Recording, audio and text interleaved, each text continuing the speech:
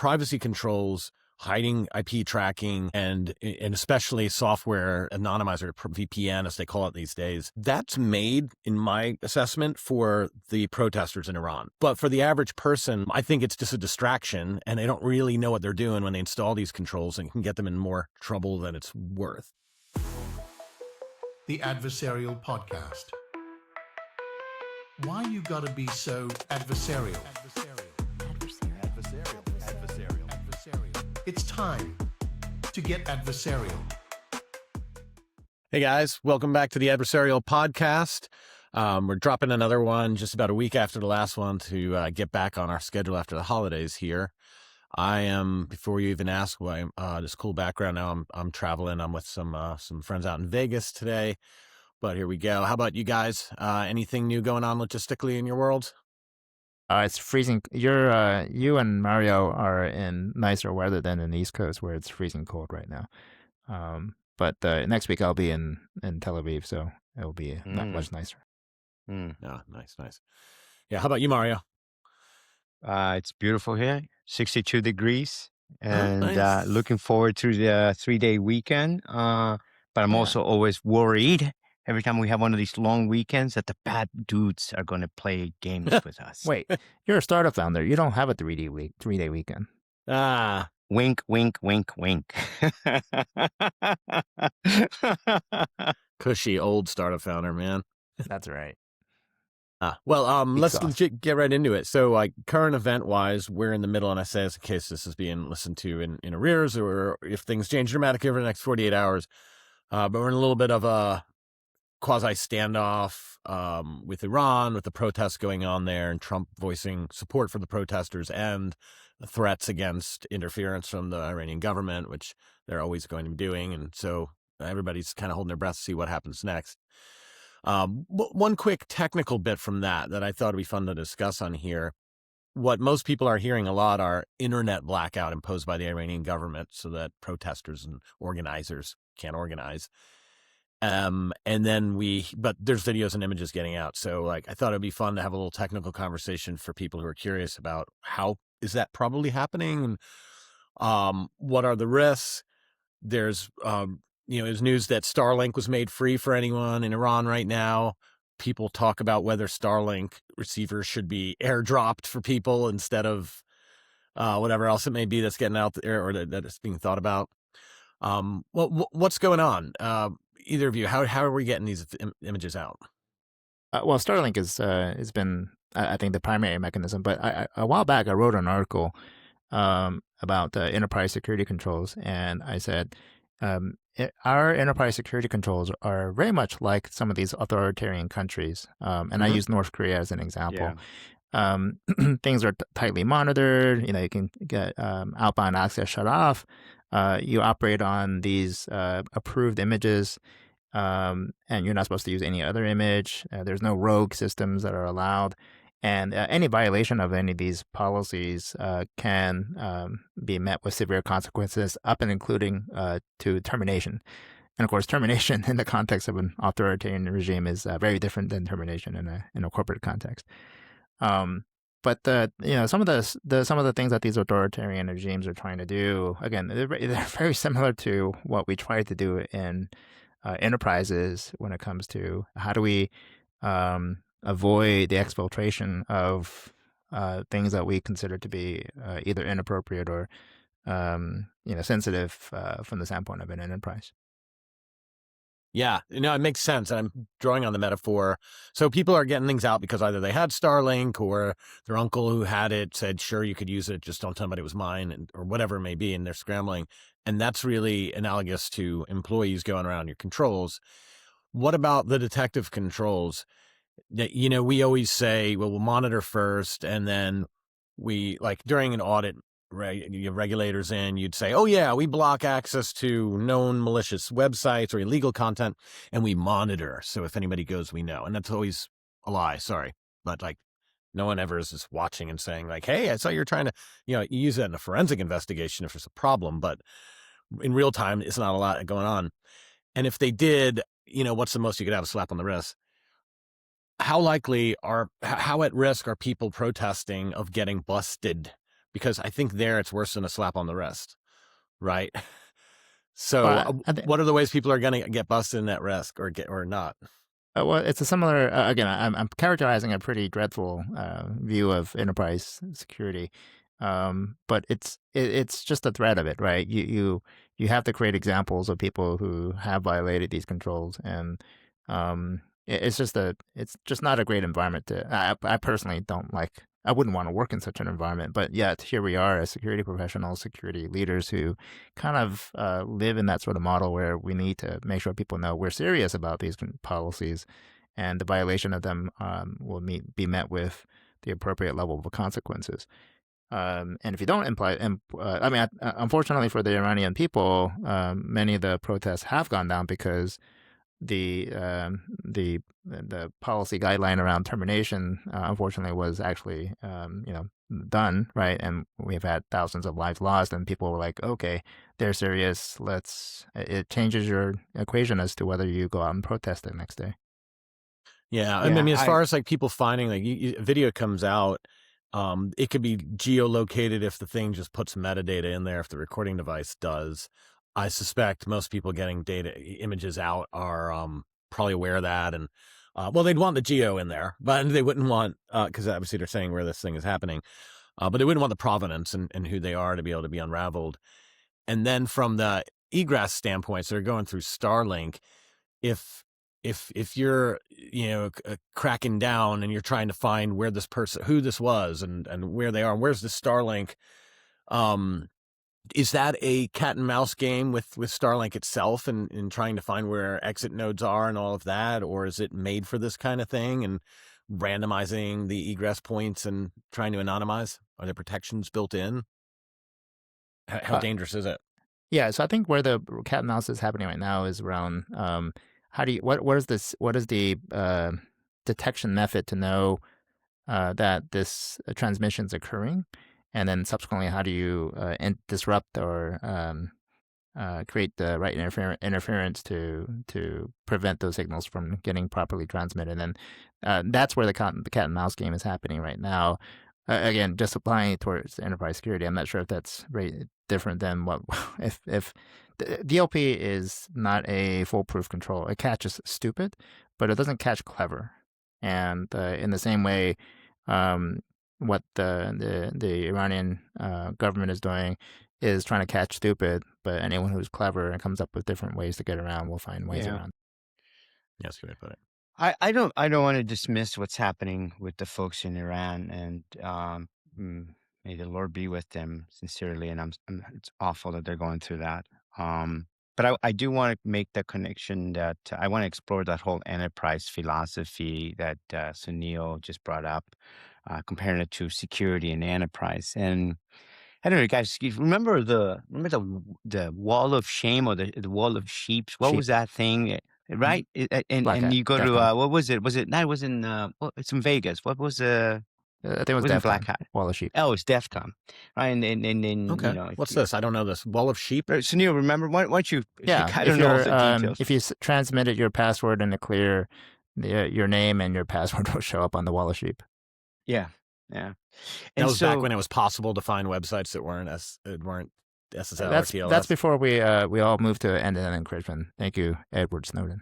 Yeah, and anyway, so when that was kind of getting popularity, one of my early, this is early on in the story at Snowflake, was one of my early security engineers was proposing that would create the same concept but we would call it the wall of shame, where we would post not the name of the employees, but the activities that they did, and we would put it on our version of the intranet to talk about it. Well, this week's wall of shame goes to this act that happened, and this is what ended up happening, or just describing the event in detail without naming the person. But it was just like 100 people back then. And all in the same building.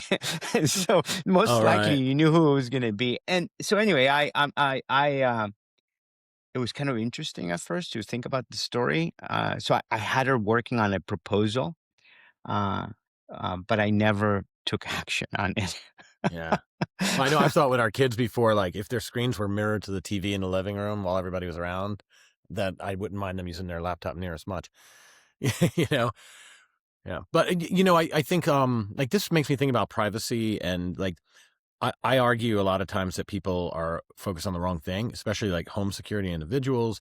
And I mean, just limiting IP address tracking so no one can, like, I think to the average person, they think that's how you keep from getting defrauded. And they're completely irrelevant. Like privacy, anonymization, and protecting your bank account are unrelated. Privacy controls, hiding IP tracking, and especially software that anonymizer, VPN, as they call it these days, software to reroute your packets dynamically from different exit nodes. That's made, in my assessment, for the protesters in Iran. Like, that's why that technology keeps getting worked on. It's why Cloudflare offered a lot of privacy protections. It's why Google does, why end-to-end encryption is really a thing, and Signal. It's when you have an active government who's trying to figure out who's doing the leaking so they can kill you. And there's hopefully that we're never in those situations. And if and when we were, I'd be busting out some Tor, right? Some anonymizers immediately, reactively. But for the average person, I think it's just a distraction, and they don't really know what they're doing when they install these controls, and can get them in more trouble than it's worth. Yeah, and I think what I was trying to also reflect on is when we started implementing some of these controls, especially the very restrictive ones, what sort of culture are we building inside the organization? Do you want to, and I make the analogy between these authoritarian countries and enterprise security, do we want to be like North Korea or do we want to be like Norway? And I would argue most of us, I don't know too many people who want to live in North Korea versus Norway. I mean, I think I think most, if not 99.9999% of us would say I would rather live where I have a lot more autonomy and the ability to get my job done and have a livelihood rather than being under these constraints. Yeah. And that's essentially what we live in. I think, unfortunately, we live in a North Korea-like situation in most enterprises. Yeah, I mean, I'm a Neil, fan of that. do you, I mean, I'm maybe reading too much into your statement. When I think of North Korea's regime, I think evil, okay? Awful, evil. So when you're using that kind of North Korean model for the security and enterprise, I don't necessarily know if I want to have a Norway in an enterprise, depending on the size of the company and Yeah. what the services are. I also don't think we want to be. I can imagine if you have somewhere where you're trading shares. I don't know, moving money. Yeah. I've never worked for an organization. You guys have worked for organizations like that, so I don't. I kind of. I'm a little closer to the North Korean regime when it comes to security, but not fully like that. Is my point. I think, I mean, my program, a lot of the employees would jokingly say I was very authoritarian. Like, having been there for decades, I kind of grew up with it and built it. So it was just second nature to me that you're not allowed to go to a bunch of websites. You're not allowed to. I mean, it was probably middle of my career at Intercontinental Exchange specifically, where we turned off the ability to get to your personal Gmail, right? And that hit home. That's the kind of thing we're talking about. But there's a difference in the authoritarian. I mean, you got to remember what is you're trying to accomplish. And if what you're trying to accomplish is like what Mario Cass is evil, then what you're doing is evil. So if I don't want you to get to your Gmail, there's two potential reasons for that. One is I don't want you to be able to send corporate docs and corporate data through an unmonitored channel. And that was my motivation. Totally. The other one 100%. would be, I don't want you to be able to check your personal email. I don't want you to talk to your family. I don't want you to talk to your friends. And that would be completely irrelevant, I think, in an organizational context. And the way that manifests is we could have allowed Gmail everywhere. Well, people will get mad, very permissive. Or we could say, no, you're not allowed to do it. But there's a slight middle ground there, which was, let's block it completely from managed corporate devices, but let's allow it from Wi-Fi and allow you to put personal devices on Wi-Fi. And when you're sitting there, a highly paid individual who can afford an iPad in an office, and you got your work laptop, and damn it, you can't get to your Gmail, but it's right here, your iPad. And it doesn't have any access to anything corporate, but you could check your kid's school calendar and do all this stuff on it.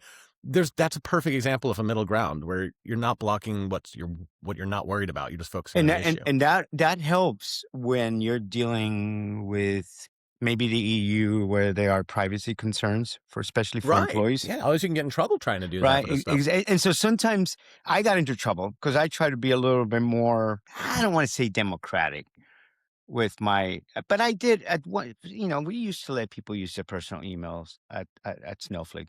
Until things got more like permissive, I found is we a good were word. Okay, fine. We were a little bit more permissive. We were more lenient. We were so more many bad words Silicon with triggers. Valley. I think permissive is okay. We were more Silicon Valley, West Coast.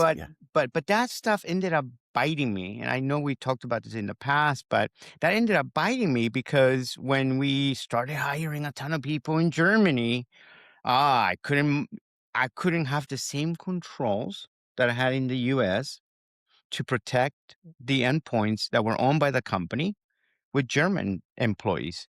Because if they were using it for their personal use, I was infringing on their privacy. And it's a big deal in Germany. So I ended up going, fudge, I wish I could be more like Jerry and Sunil.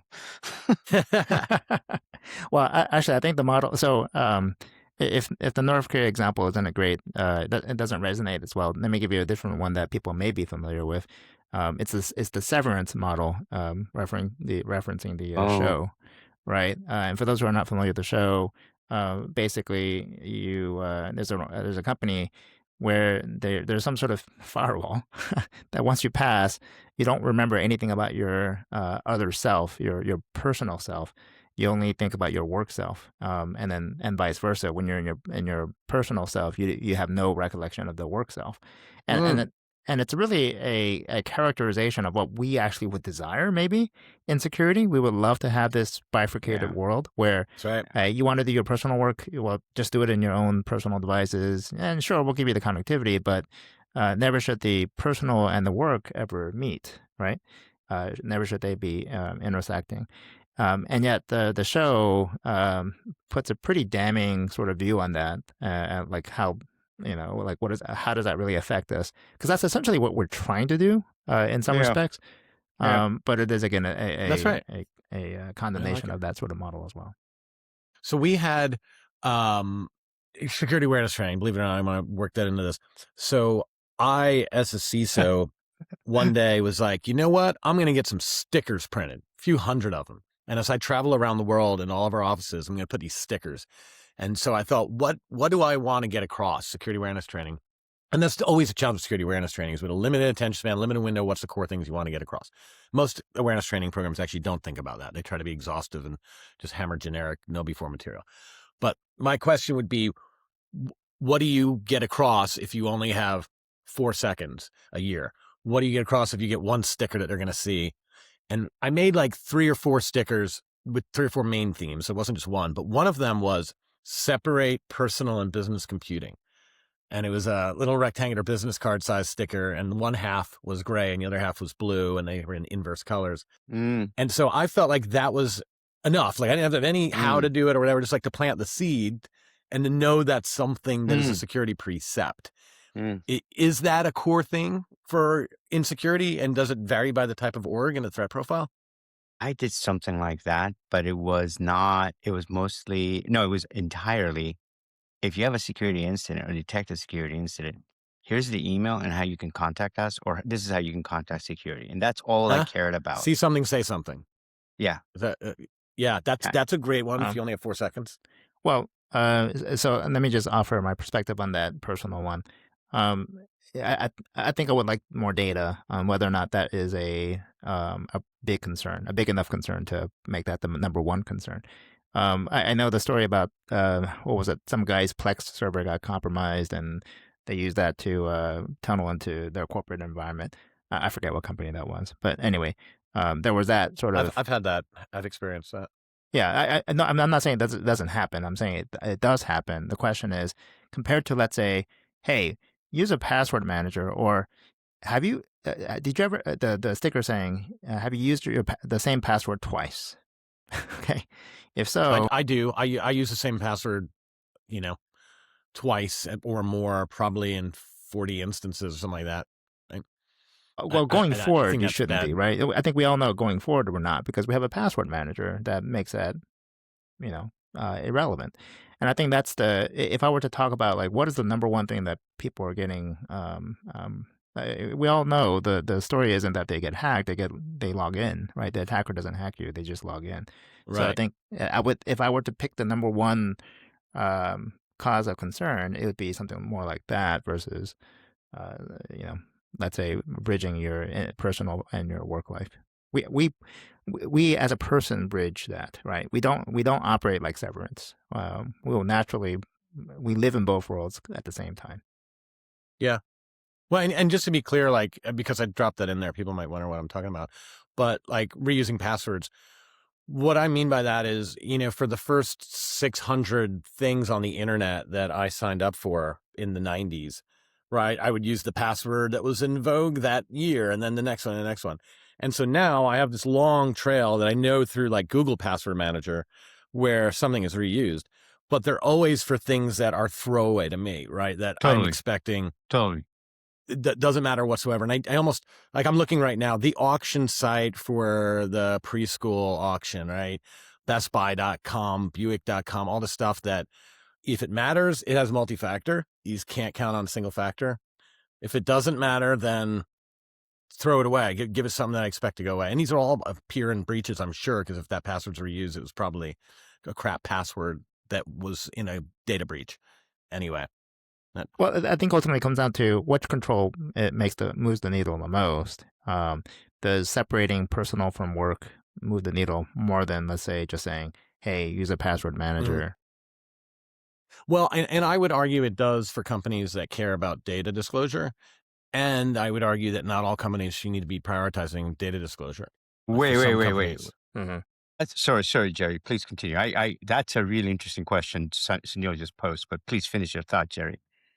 Well, I was going to say, like, people equate security with data security immediately, but there's a whole lot of other stuff. Like extortion is really why people keep tuning into this industry and funding it, is because they're all getting burned by extortion, which could have data for extortion, but more classically, it was ransomware and just making devices unusable. Yeah. And if that's what you're really worried about, to switch and focus on just data and separating personal and business computing might have been a bit of a distraction. Whereas if you had sensitive data that adversaries are actively pursuing out there and that you have the mission of protecting that, then it is a priority to separate business and personal computing. Because if you start working on that personal box that has InfoStealer next week and all the other crap, that's the kill chain we keep on seeing happening over and over again. That's not the kill chain to ransomware and extortion, though. But if I had to pick between, okay, let's say you have both of the situations. Let's say I don't want to describe what the company is because it's important to describe what the company is and what they do for business. But just put that for a minute out there, and I know I'm saying something awful to all of you guys. But if I have a situation where it's not allow employees to use their personal email, or deploy a password manager. Which of those controls would I first put my energy on? I would put my energy on the password manager before I disagree. Blocking. Cool. I disagree. I'm glad. I specifically would choose the other. I really appreciate the fact that you prefaced it with in reality, it'll depend on the company. Yes. But for the average company, I hear this over and over again. They start out, they're in G Suite or M365. They try to start buying security controls, and they want to buy CrowdStrike. Then they talk about whether they should have DLP. They talk about whether they're going to have some kind of thing that's going in their SaaS accounts and making sure they're configured securely. And then they start talking about CSPM and cloud security. And they still allow people to log into their personal Gmail from the box. And even if I'm not clever and I'm just trying to steal data and I'm not trying to be sneaky at all, it's just convenient to use my Gmail.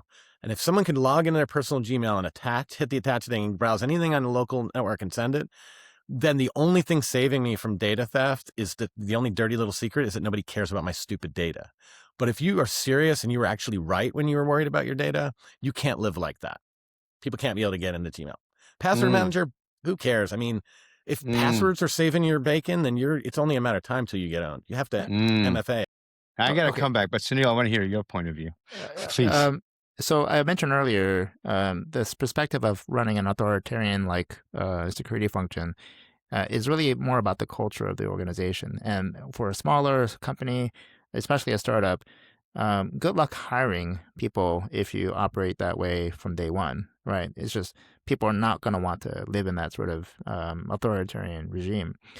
And so I think in the context of what do we actually really care about, if for many small companies, especially tech startups operating like a SaaS company, that the one thing that we really absolutely should care about is customer data. So if the customer data is in such a place where somebody could actually take that, put it on a laptop, that's a whole different problem, right? Mm-hmm. The fact that it's even present for a person to be able to send it through their personal email suggests that you really need to rethink the design of the system such that that you will even allow that to happen, right? And as a if I were a customer of that type of company, I would seriously be concerned, right? I would say, how are you actually protecting my customer data? Forget the fact that somebody can upload it out. Just why is it even proliferating outside of a contained environment? So stay with me on that. I can see all your points, but I'm going to push back on this. I think one responsibility. Okay, we have a responsibility to safeguard our customers' data. If that's what your job is, if that's the business you're in, end of story. We get that. I get that. As part of that, I think it would be irresponsible if an employee was reusing its password for LinkedIn as the same one for accessing their enterprise or their production environment. It would be highly irresponsible for us. I could argue more to say, well, yes, okay, I'm letting employees use personal emails. Let me work on that. But the idea that, these things, people reuse passwords because passwords are hard to manage. And by not giving the employee the ability to make it easy on them for passwords, I know it sucks. And we are getting rid of passwords. I'm not here to sell passwords, okay? I hate passwords, okay? Yeah, I keep thinking that when you're talking about I gave up on passwords a long time ago, but I'm talking about a company. If you're still using passwords, if you're going to argue between a password and personal email, you better make sure that your administrators are not reusing their passwords in common sites. And then why? Because it's happened before. On LinkedIn, because you it's will happened get breached. Before. Well, I totally agree that it will get breached, right? So what I'm saying is, it's almost like, well, what if you just wrote your password and you put it on the wall in a public place? Let's just say that that's the equivalent. It's that bad. Like in the bathroom. If that's a problem, Jerry, call Jerry. Here's the phone. But if that's your problem, it's only a matter of time till you're completely owned. So here's figuring out an admin's password can get you a problem, then it's going to happen. You can't have that string that protects your org. Here's the reason why. It's called optics and playing the politics, corporate politics. Well, okay. No. Let me tell you. If you get a big old breach on LinkedIn or a big old breach on some X company, and your passwords were exposed, and there's big headlines everywhere on CNBC, the Wall Street Journal, what's going to happen is that board member or that CEO is going to say, what are we doing? Are we impacted by that? What kind of controls we have on that? You see what I'm saying? It's a lot more in your face. I see. Well, this is what happens, right? So let's say there's a LinkedIn breach today. And this brings up another point about separating personal and business computing. It's going to dump onto the public internet via, whatever malicious info sharing there's in Telegram or whatever, this troves of data. And the username is either going to be admin.lastname@gmail.com, which no one would have any idea is connected to your SRE, to your site, even though it's the same damn password, or the username is going to be user@bankofamerica.com. And if that's the case, even if the password's not shared, no one would ever know, you're going to have egg on your face. And that board is going to be like, oh, our passwords were discovered in LinkedIn.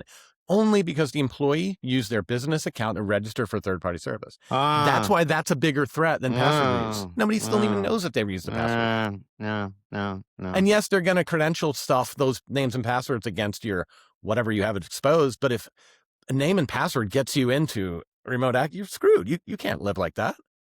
Yeah, I'm glad. I'm glad you can do that with your board. Do that. I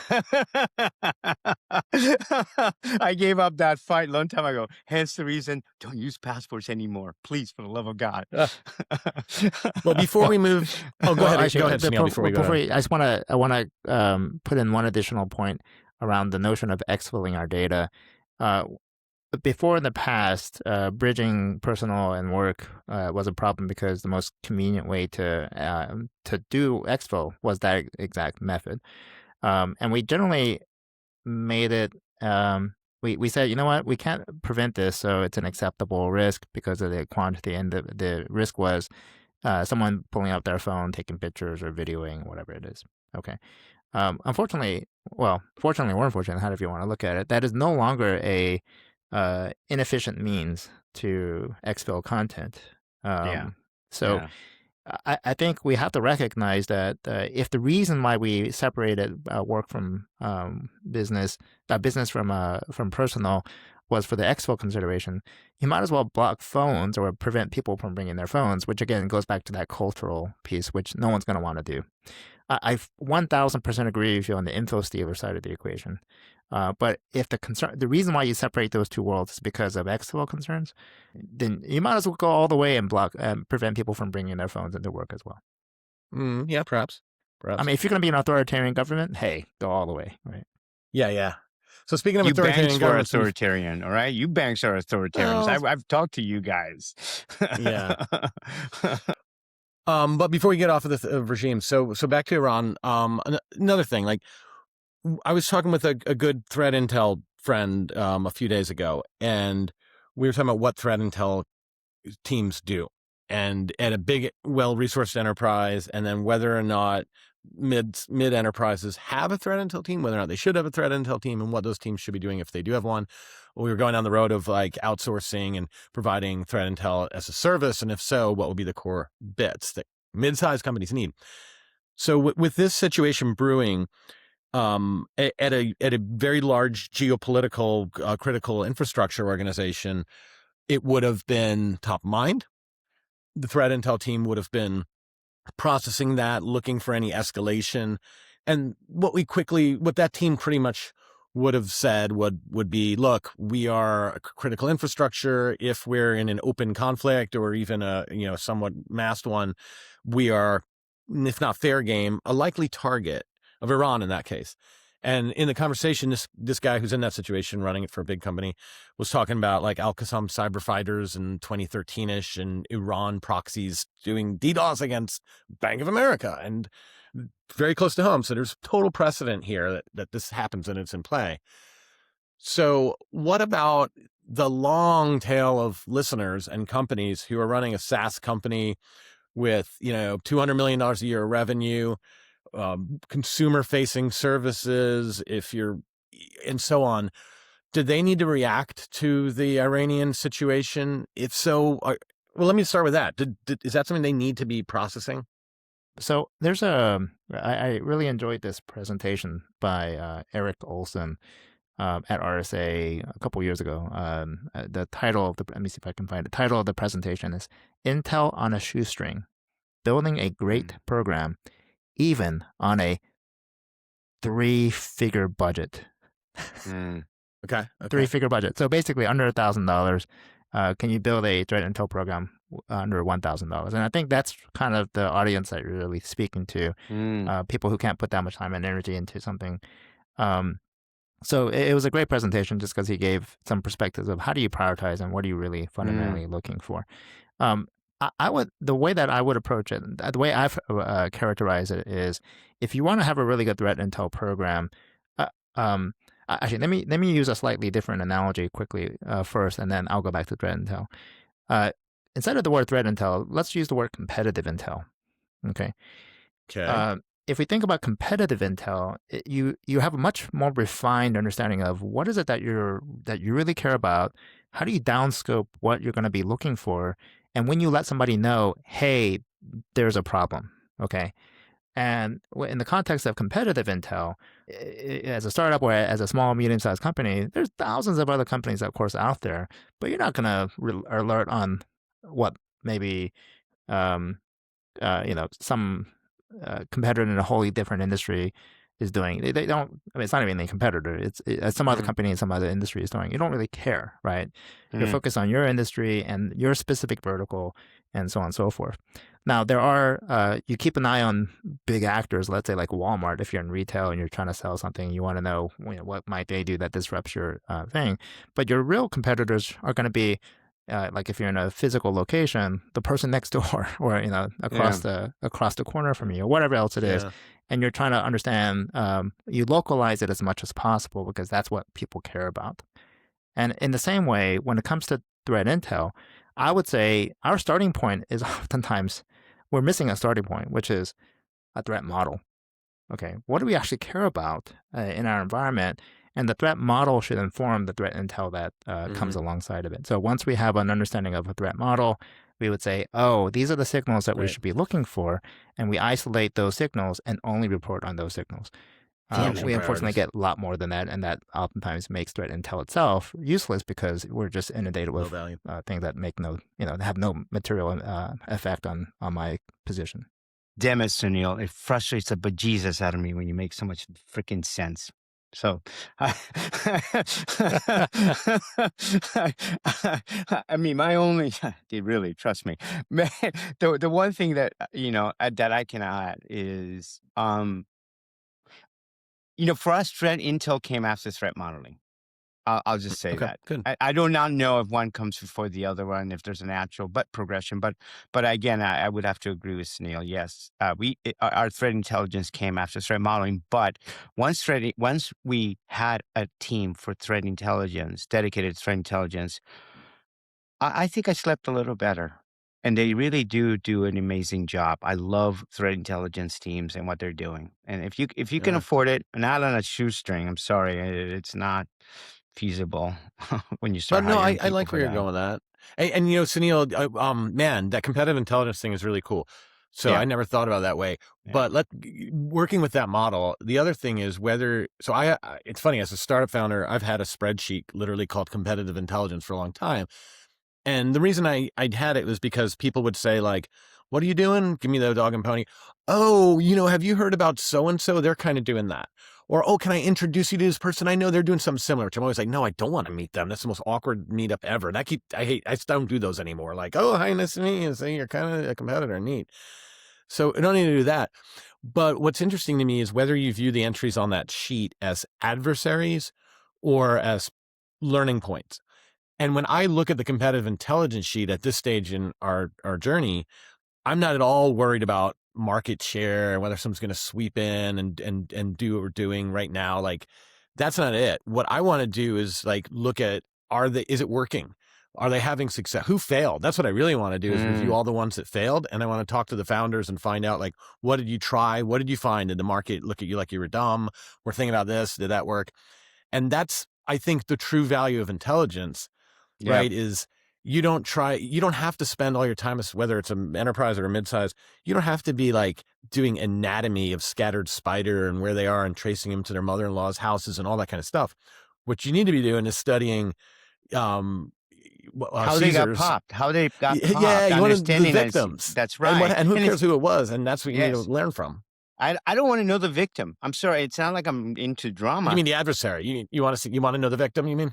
I want to know what happened, how it happened to the victim. And it's just something that I'm doing today. And it's something that I think in the security industry, we all kind of want to learn from each other, from, I don't want to say past mistakes, but stuff that's from happened. past mistakes. Sure. Learn from other people's mistakes.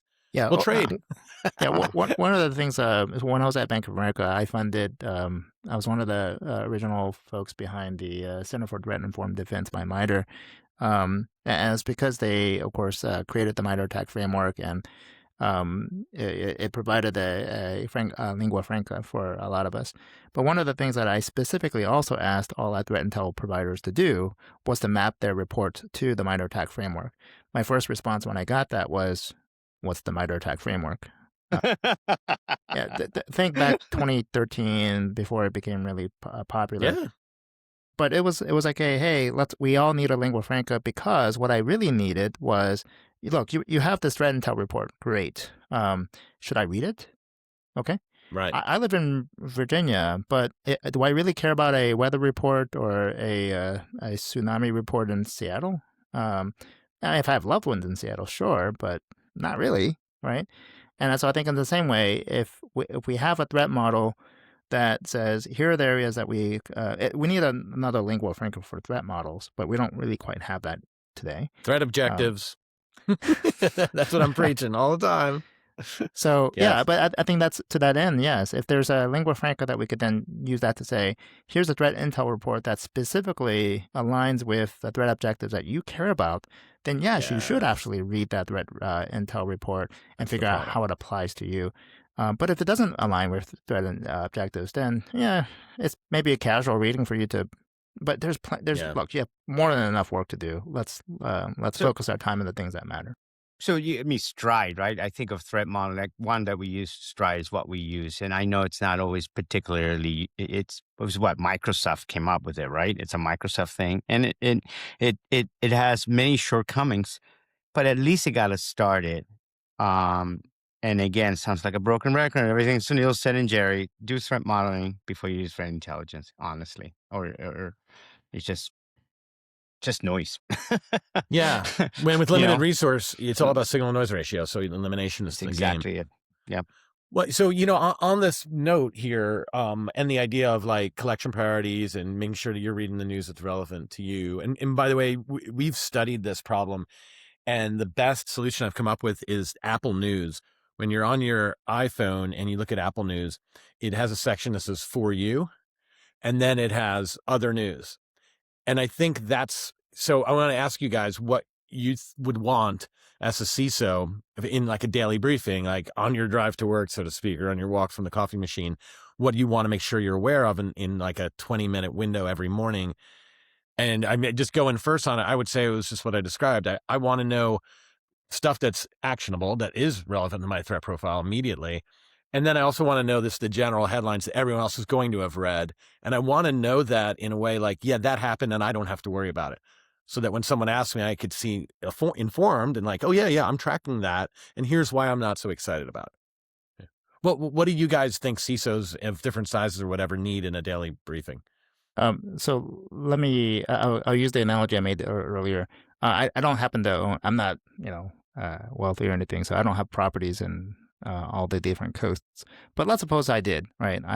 Let's say I had a property in Miami, one in San Diego, one in Washington, and maybe one in Europe, I don't know, or a couple. You're going to have a house sooner or later, multiple houses, my friend, with the company you have, okay? No, even if I did, and just for the record, I'm poor, everyone, do not try to rob me. I'm not a crypto bro, thank you very much. Okay, all right.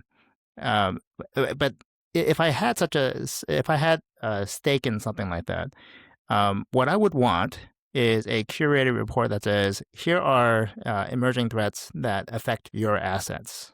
Yep. Okay. Yeah. All right. So imagine now, if like one of the first things that we all try to do is asset management, and part of that is asset inventory. Wouldn't it be amazing if we had some, I don't know, AI system that could like consider your assets and then filter through all the massive threat intel reports that we see every day and say, here are the ones that matter to you because it affects your assets in these particular ways. So and one of those assets, of course, are SaaS assets. So if a SaaS provider gets popped for some reason, yeah, actually, I do want to know about that. Yeah. But if it's a SaaS provider that, like, I don't use Salesforce drift, sales drift, right? So yeah, it's getting a lot of noise and such, but that doesn't necessarily need to be on my radar. It eventually will be on my radar because the attack method that was being used was something that is relevant to me. But that's, again, going down to a deeper level of understanding of, like, are we susceptible to the method, regardless of whether it was affecting this particular asset. But at a very basic level, I would say, if it directly correlates to that, connects to the asset that is a part of my ecosystem, then yes, let me know. Otherwise, don't inundate me with stuff. But you need headline awareness, because I remember this one very vividly. I walked into SOC, and the SOC was a physical place in our company, and there was a board tour going on. So I was hosting a couple of board directors, and one of them turned to me in the middle of being wowed by all the bells and whistles and the flashing lights, and he said, they were heaping praise. Oh, this is really awesome! Wow. And one of them said and they were just trying to like show that they're up to speed on cyber and, bless their soul. And the guy turns to me and says, "Oh, did you hear about what do you think about the TalkTalk breach?" Do you guys remember the TalkTalk breach? I hope not, because I didn't know what the hell he was talking about. It's And the name of a band, rock No, band. it's a Korean band. when you 80s. Google it, you'll be like, "Oh yeah, that one." It was just another big data breach. Well, you're talking about I think it's not TalkTalk.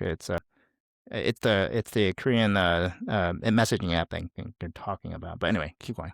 No, 2015. It was 2015. British telecom provider TalkTalk suffered a cyber attack and ... And it was a SQL injection. I'm just looking at this Wikipedia article. There's one written on it. So it was one of the seminal breaches in hindsight. And if you were WhatsApp or even if you were LinkedIn, you should have been paying attention to that. I didn't need to be paying attention. The correct answer to that was like, "Oh, yeah, those happen a lot. I'm really glad we're not in the consumer business and don't have a lot of PII." That would have been a great answer to that board director. But I couldn't do that because I just didn't know what the hell he was talking about. I didn't know what TalkTalk was. So what I needed in a briefing that day was, "Hey, Jerry, just so you know, there's this thing called TalkTalk. It's just a regular data breach going on. Next topic." Like I needed just that much snippet to not look like an idiot. But we'll see. We see how that worked out. So before the day of AI, okay, the threat intelligence team would have a report from me, a daily report, Jerry, and that you mentioned.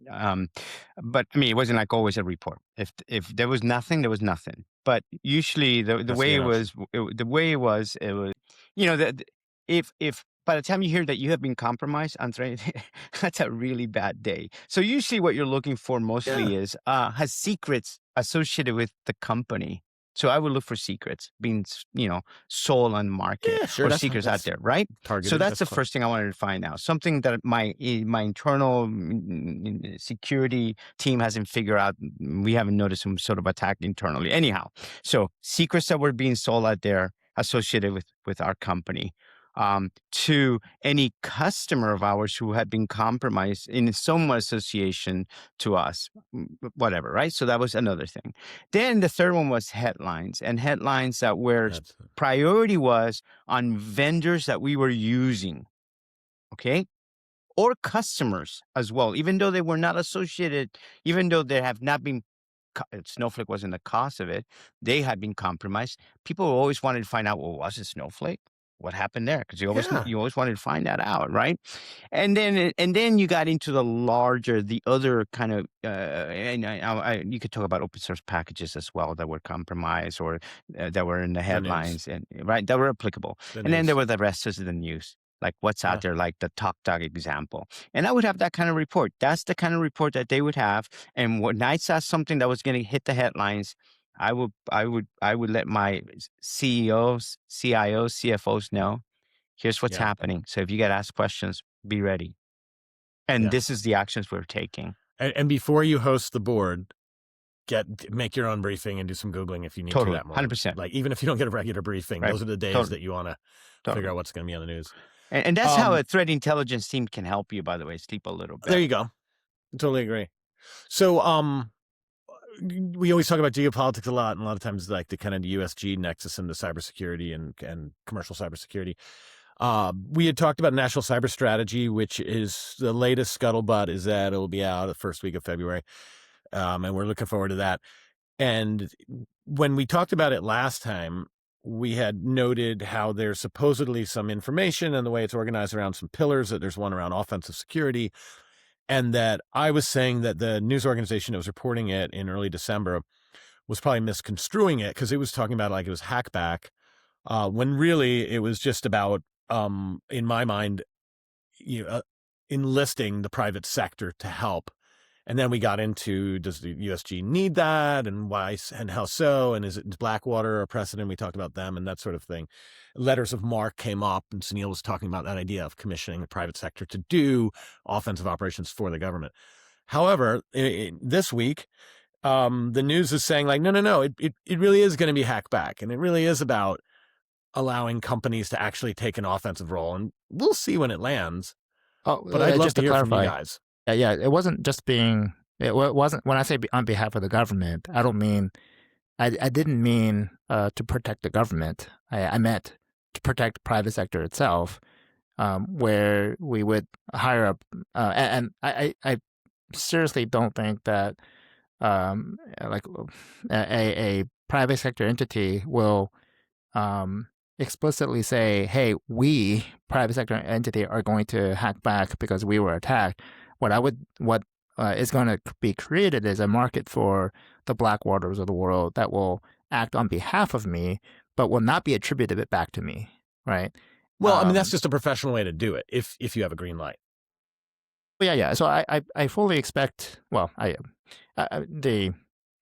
so if a green light were to be there and the market were to be created, you'd want to have that disassociation, right? I would not, because it just creates too much blowback. Even for scammers and sock puppets today, we do it that way, right? You don't call the scammers and try to lead them along yourself. You use a prophylactic. Discussed that before, and not on this podcast. I mean, in other circles, we've had that conversation of. Actually, it goes back to our threat intel conversation that we just had. I mean, pretty much I don't know of too many threat intel teams that wouldn't have their own sock puppets and wouldn't have mechanisms for interacting with actors using those sock puppets. At a big scale. I mean, that's big enterprise that would have them. Yeah. Well, safely. I was at a larger enterprise, right? Yeah. So, but anyway, the point is that as a standard practice, that was exactly what we did. But we created that. We needed that because we also wanted to be disassociated with our origin. You entity, antagonize right? I mean, yeah. Right. Well, but let me ask you. So if this bill says, if this strategy says, sorry, but it is going to be driven by populist sentiment, right? It's going to be trying to show action to the people. And I think the populist sentiment is partly because of bad marketing from vendors and whatnot, is that companies are sitting ducks and they're getting owned by these adversaries because the government is holding their hands and they're not allowed to do anything. And we're going to solve that problem. And I think that's total misinformation. So let me ask you, if the gloves are off and you had capabilities, thinking back to either incidents you experienced firsthand or ones that you know of that happened, Equifax breach, customers of Snowflake getting a single factor credentials, whatever. Wouldn't do it. Not just whether or not you would do it. What would you do? What could Colonial Pipeline have done, even if they were completely absolved of any possible culpability? What could they even have done in the middle of the ransomware? But what is the benefit out of it? I don't get what the benefit is of who do you going on an offensive against these guys. Against who? Well, okay. I've been on the other when we're getting attacked and we're being attacked. This is, I mean, back in my early my 20s when I was building my first security team, I had I didn't have any wisdom, and I wanted to go punch back at some of these guys who were attacking us. But that is not the right approach. But what was it? DDoS? Was it RC? I just want to literally talk about the technical thing of how would you have attributed who the enemy is and what would you have done to them? I think in most cases, you got a lot of DDoS. What are you going to do? Just hit a bunch of reflective routers that are mirroring traffic at you? What the hell's the point? Totally. So certain things are going to be not feasible to counter.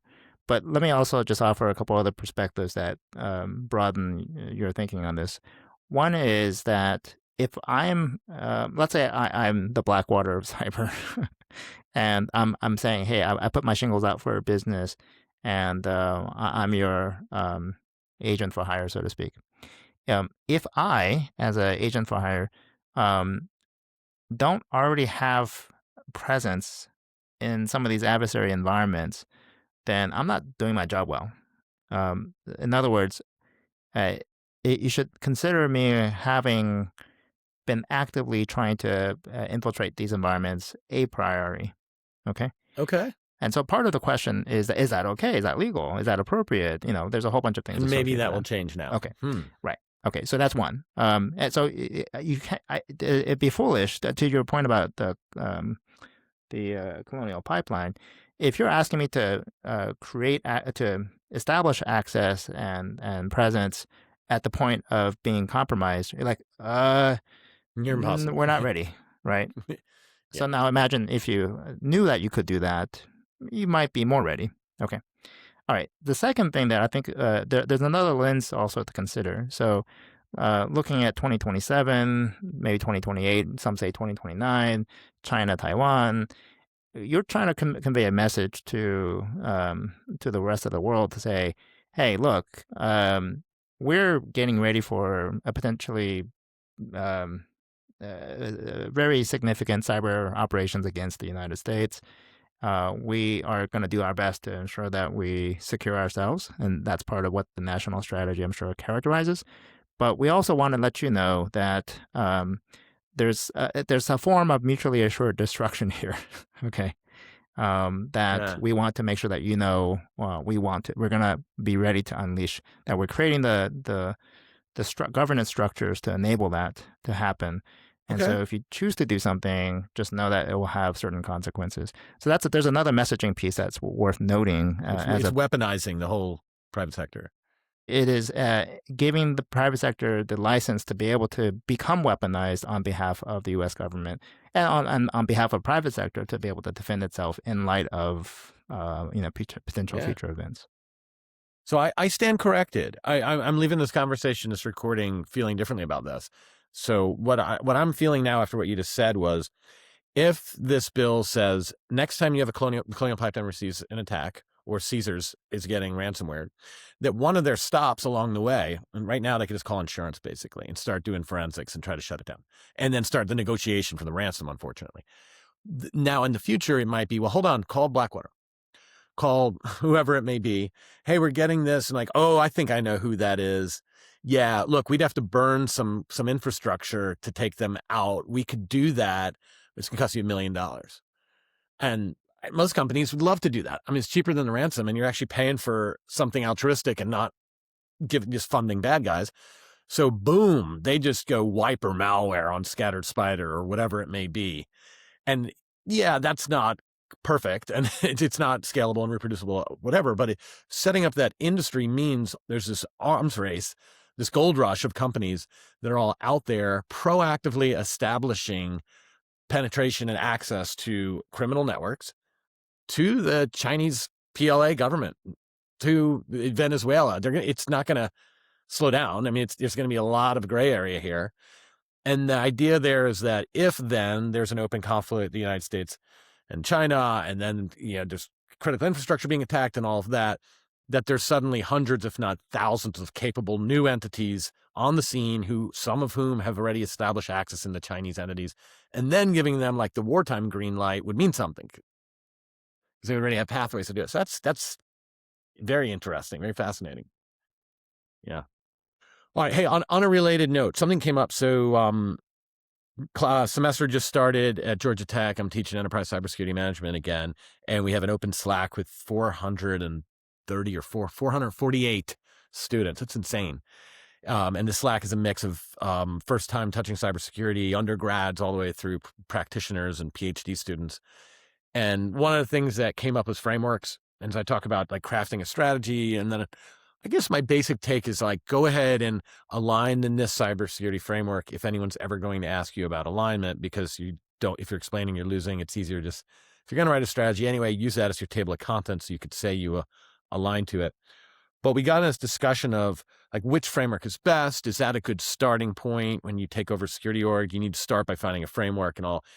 To which I said like, no, not at all. It's just like, you have to do it and it's going to be all optics. So go ahead and do it. But if I were truly being organic about it, I'd rather invest the same dollars in red teaming and keep going until you find the weak spot and then fix it and start again. And I feel like in 11 days, I had the right controls that I definitely needed thanks to the red team, rather than going through 300 framework-based controls, 200 of which might not really be super useful for me. Is that the right way of thinking about it? Is it frameworks versus tactical? And if so, what's more valuable? Okay. So as a creator of a framework, I have a certain view. But I would also say that at Bank of America, I ran the red team, so I have a very tactical view of the world too. The way I would look at the framework, the way I would look at frameworks, as Jerry, you were just suggesting, is around optionality. You have 300 different things you could potentially do. I think the incorrect way to look at it is 300 things that you have to do. Okay. because that looks like compliance, right? But the framework, a framework gives you, if you look at a framework properly, and I'll just use my example, the cyber defense matrix as an example. For those who are not familiar with it, it's a 5x5 matrix, five asset classes, devices, apps, networks, data, and users, and 5 functions, which is the NIST cybersecurity framework: identify, protect, detect, respond, recover. So it creates this nice bingo card. And the misconception is, because it's a framework, the misconception is you have to check every one of those boxes in this bingo card. But I tell people, no, actually, you should, first of all, think of it like a bingo card. And the goal here is to declare bingo. Okay. Unfortunately, most of us don't get a free space. But anyway, you are supposed to try to get one line. You're not trying to play blackout, because if you're trying to play blackout and other people are playing bingo, you're not going to ever win. Right. So you have to understand which of these you're going to do and which ones you're not going to do. And that decision of I'm not going to do this is what we also call risk management. Right. Mm-hmm. But if you feel compelled to check every box in the framework, we call that compliance.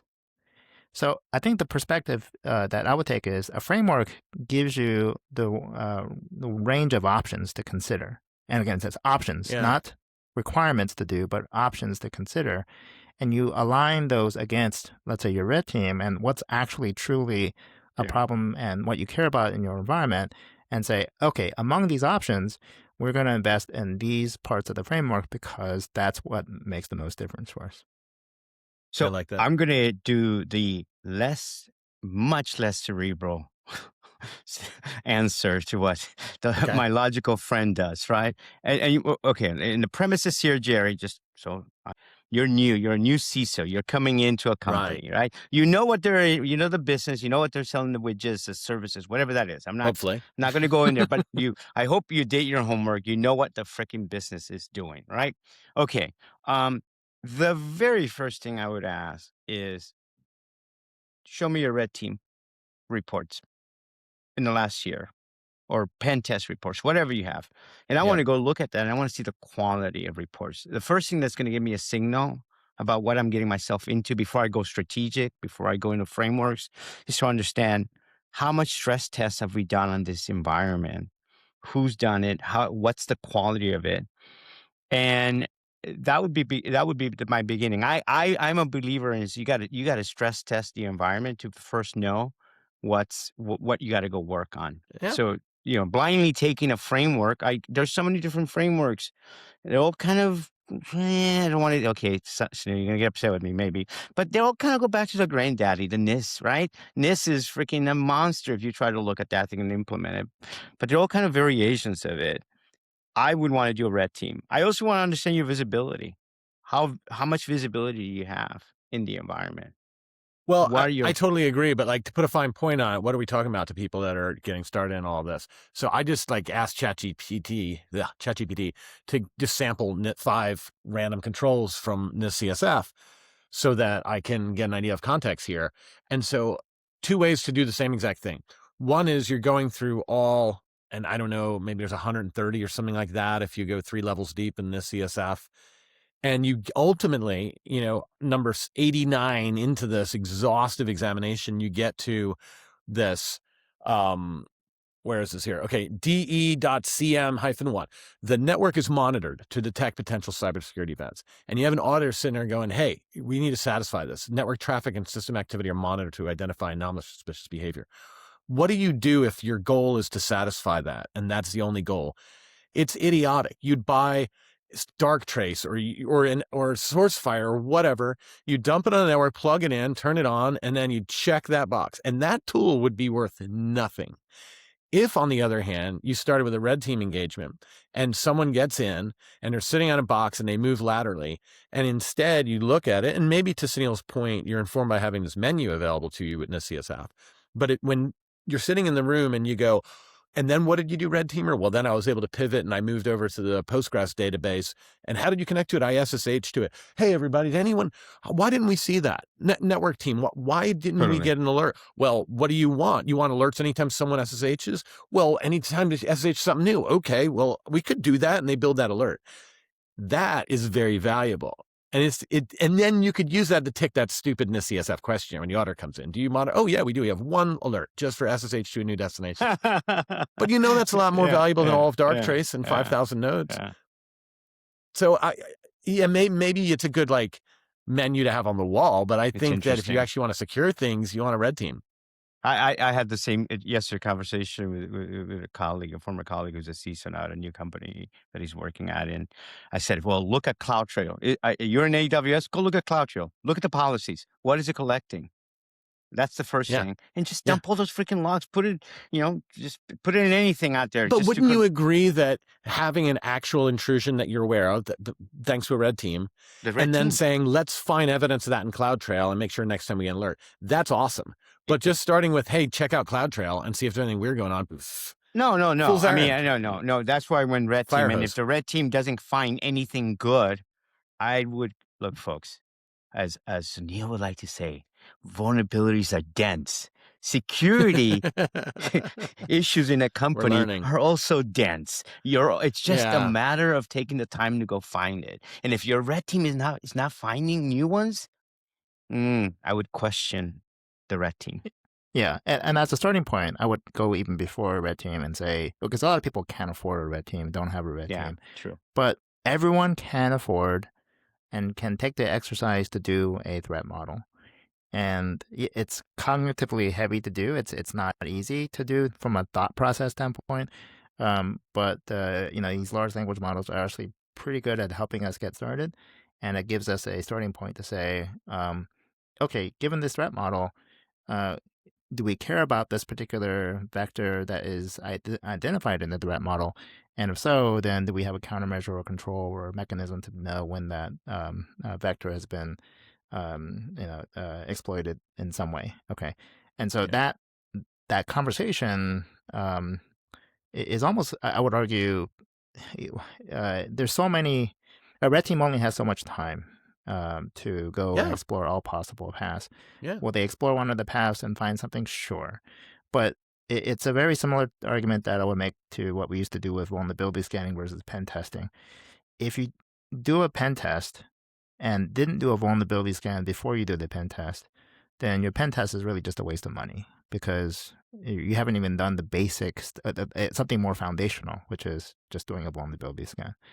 And so I would say even before a vulnerability scan or a pen test or a red team, something more foundational is just doing a threat model.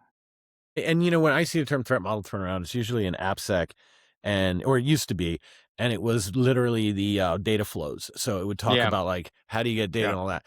That's not what I'm thinking of when you guys are talking. I'm thinking of what we now call a threat profile, which is who would be interested in us, what would be their motivation, where have they attacked similar companies, and would that work here? So just to be clear, like to me, that's the threat profile, and it informs collection priorities, but it also informs red team objectives. So you don't just say, hey, come try to hack me. You say, hey, come try to see if you could get to one of these 16 control panels that can turn off the electricity. Like whatever it is you do for a business better be in the scoping statement for that red team engagement. Yeah, and it's and when you start framing it that way, even better than the red team are the people who design the system and who use the system. Yeah. And you just ask them the question. They're like, if I flip this switch and go to this menu, boom, here it is. We're like, oh my God, how do we let that slip through? It'll take a red team much longer to figure that out. But you have people who live and breathe this on a daily basis. They know every possible way to circumvent controls. But I do want to push back, Sunil, on saying that most companies may not be able to afford red team or can't afford. I'm not saying you said most companies. Okay. I would say if you're going to be able to hire a CISO, man, you're going to have money. You're going to have some level of money. And the thing that you want to know, look, I would do the threat modeling, like you're saying, both of you are saying. And I would also run a red team, and I would make that part of my, my initiative, my first 90 days, 120 days. You haven't done a red team activity? Or you have? Can I look at it? I kind of disagree, Mario, in that I recently met with a number of the best red teaming orgs. So we used to use Netitude a lot, if you remember them, and they became LRQA, right? I don't remember what that even stands for. I think Lloyd's bought them. But in any event, they're still really awesome. So we talk with them and a few other companies about doing the targeted long-term. There's usually like 2 people dedicated. You're talking about like a 4 to 6 week engagement. Yep. And they're expensive. And not that the LRQA is expensive, but that type of activity is super expensive still. And I think for most orgs that are hiring their first CISO, that blows their mind. They get sticker shock and they're like, whoa, hold on. First you're telling me we need to buy this and that and the other. And now you want to blow 6 figures on this kind of thing. What I do think all is in reach of all companies that are willing to even care about security is bug bounty. Yeah. And I think that's like, in many ways, it's red team light, because while they're trying to just poke holes and look for SQL injection, when they say, hey, we can get RCE on this endpoint, we think you owe us $1,500. You say, well, no, actually you found a vuln and it's worth 300. Pop it, get a shell on there. Go ahead. You have the green light. And if you do, you get $1,500. Okay. Sir, You mean you can argue shell for $100,000, both of you, and say, I'm going to do, I'm asking for $100,000 to get a good, decent red team activity. I'm not talking purple team. Purple team activity scenarios, that becomes more expensive. I'll grant you that. But for $100,000 to then point to things that can help you then a roadmap of issues in combination with threat modeling. That's a good 12, I think it's because you need to do it repeatedly too. You need to do it every. I agree. Yes. Yeah. Yeah, I you're think right. for bang for buck, bug bounty is going to be better than the red team. But let me just before we wrap, let me just give you a quick perspective of. You guys are all wrong because you're using the term red team wrong to begin with. Okay. And the way I process this is through a framework. Okay, so let's go back to the NIST cybersecurity framework. You have 5 functions: identify, protect, detect, respond, recover, and fundamentally don't forget govern, man. NIST 2.0. It's like whole another story. A whole different story. Was that fake news? NIST 2.0 now? No. Anyway, the point is that we're trying to validate that these controls are working as intended. Yes. We have a bunch of identify controls. Yep. Is it working as intended? We have protect controls and so on and so on. And when we consider devoid of the words that we use, I'm going to ask, what is the control that helps us verify that our identify controls are actually working as intended? What are the mechanisms and ways that we assess our protect controls and our detect controls and respond controls and so on and so forth? Okay, so let me just give you an example of a respond control or what I'm asking for in a respond control. The attacker has gotten in. They've breached our systems. They're in. They've entrenched themselves. How do we kick them out? How do we know that we've kicked them out? Okay, can we kick them out at all? Can we respond? Is the question. Okay, and so I had a team. I'm not going to put a label to it, but I had a team that I would just grant them access. Let's assume that they could get through. We would grant them access, and I would say, entrench yourself. Okay. Now, hey, defense side, go kick them out. Can you kick them out? Okay. Mm-hmm. And sorry, you can't rebuild AD. Okay. Kick them out. Can we actually do that? All right. Love it. Or let's say I want to assess my detect controls. So we may artificially create signals inside the environment. And my question is, did it get logged? And then someone actually pay attention to that log. Okay.